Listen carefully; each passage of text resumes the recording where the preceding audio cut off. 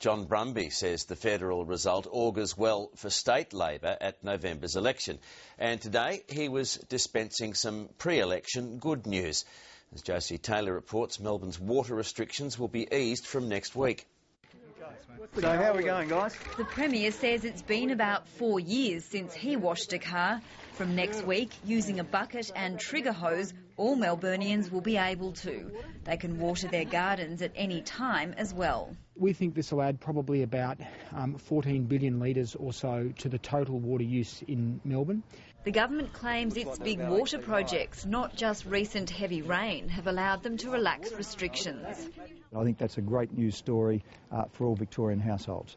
Environment Victoria says water should be flowing back to rivers, not onto cars. But this is an election year and the Premier's first appearance since the federal poll. There's been a swing to Labor in Victoria, and that's a good result. It's a healthy result. That's how I would describe it.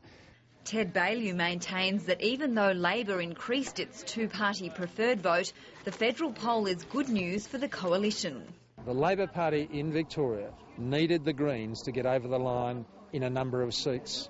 There's a very strong message there. The Labor Party's been governing badly across Australia and including in Victoria. Well, obviously Ted Baillieu's still delusional.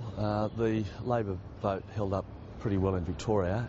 Both sides of Victorian politics are taking what they want from the federal election. But one thing is certain.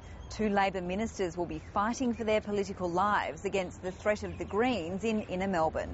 From my point of view, we certainly heard the message on the weekend from the federal election result.